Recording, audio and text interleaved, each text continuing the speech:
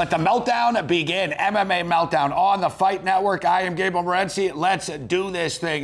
We got a ton of stuff to get to on tonight's program. So without further ado, let's bring in John Ramdeen from the Fight Network. Joey Oddessa will join us in a couple of moments' time. We'll crunch some numbers. But John, I'm all fired up. Great night of fights from Japan this past weekend. And I'll tell you what, man, we got a stacked card in Las Vegas this week. Yeah, tremendous action. Of course, the debut of Eddie Alvarez in the Ultimate Fighting Championship. Of course, Demetrius Johnson is the main event, but I think for hardcore fans, Eddie Alvarez, Donald Cerrone, that's the real main event, and I have to believe that it is going to produce one of the fights of the year. So before we get to the Las Vegas card, I just want to take a quick look back to what happened in Japan, and this was awesome.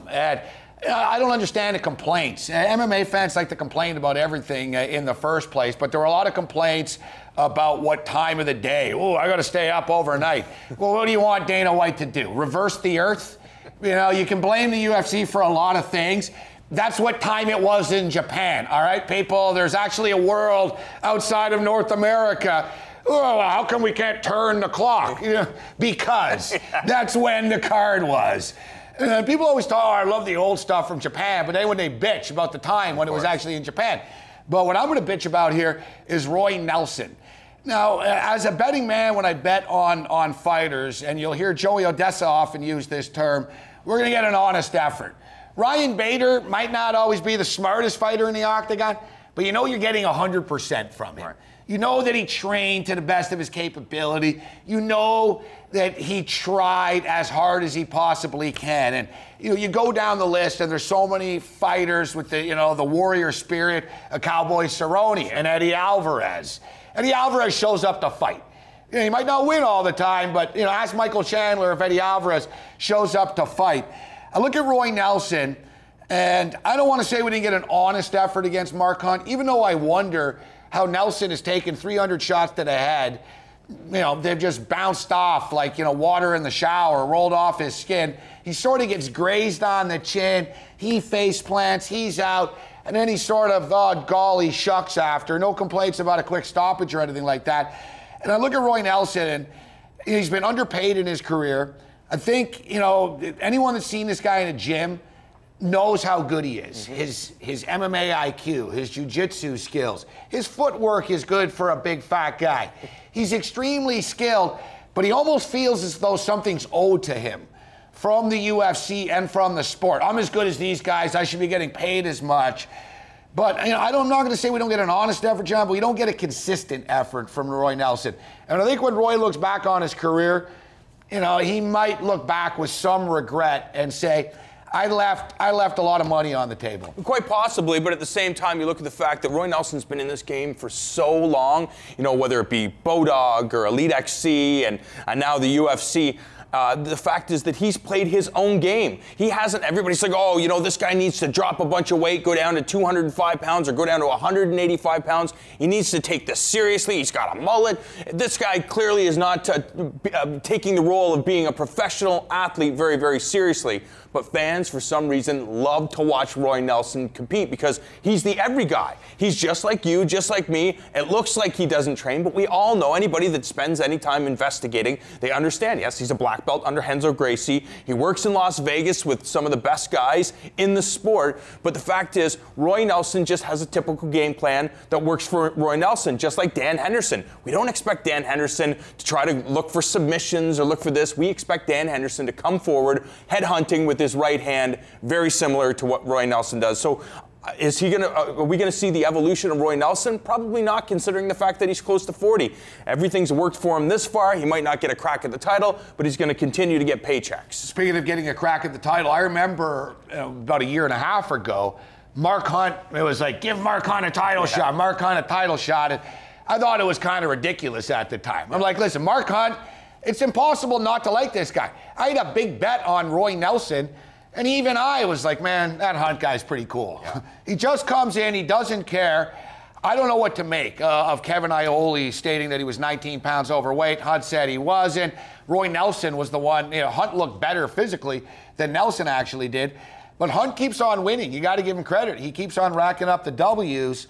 Is he really championship material, or is it just something that fans want to see. I think when you look at the top of the heavyweight division, you look at Cain Velasquez, clearly he's the #1 guy. It's going to be a difficult challenge for anybody to take out Cain Velasquez. The #2 guy, Junior Dos Santos. And then under that, you have maybe Fabrizio Verdum, or Fabrizio Verdum's #2. Travis Brown is in that mix, and maybe Josh Barnett. But I think there's such a gap between the top 5 guys and the lower end of the division. I don't know if Mark Hunt fits into that top 5.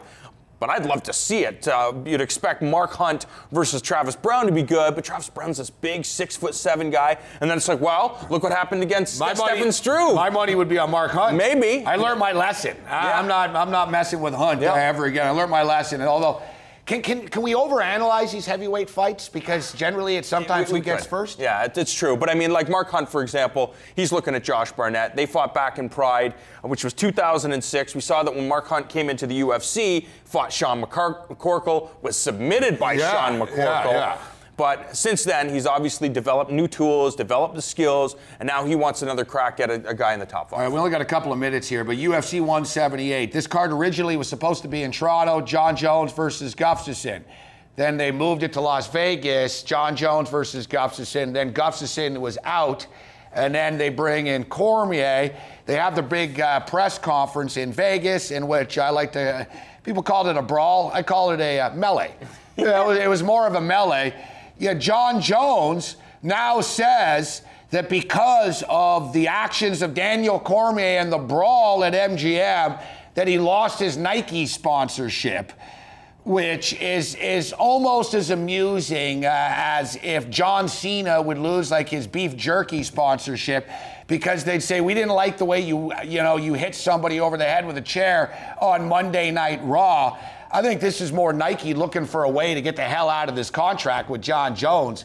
And with all due respect to John Jones, but I haven't seen one person, and I work in a building called the Fight Network, I haven't seen one person on the street anywhere in my life ever wearing a John Jones product. Yeah, it's very strange because you talk to martial artists, and they marvel at John Jones. They actually believe that John Jones, and I can't say that I disagree with them, that John Jones is possibly the greatest fighter to ever compete in mixed martial arts. I can't argue that either. He's defeated numerous champions. He continues to improve on a daily basis. He's without a doubt the best fighter the UFC has. That's right. And once he performs, he's in there and he has this flow and he gets in this zone. He's remarkable to watch, but the fact is, he still doesn't turn the needle or move the needle as much as he should. People don't like him. Why is that? Then to me, it blows my mind considering you have one of the greatest athletes. Because he comes across as a phony. Is that it? In my opinion. Right. I think MMA fans, they like people that are real. They like Chris Lieben.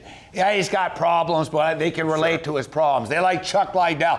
You go down the list, most of the big stars are everyman type of guys, besides Georges St. Pierre. Anderson Silva wasn't really that guy either. You look at that time, and it's very. Jose Aldo is not a guy that reaches out to the media. He's a secretive guy. Yeah, and Jose Aldo is least popular than you are in the United States, because I know you got a ton of fans in America. You know what I'm saying? Yeah. It's not like Jose Aldo. Jose Aldo's phone isn't ringing. Hey, Jose, it's Pepsi and Coke. Hey, you want to do something, but it's interesting. All right, unfortunately, we're already out of time here. Great stuff, John. Anytime. MMA Meltdown on the Fight Network continues.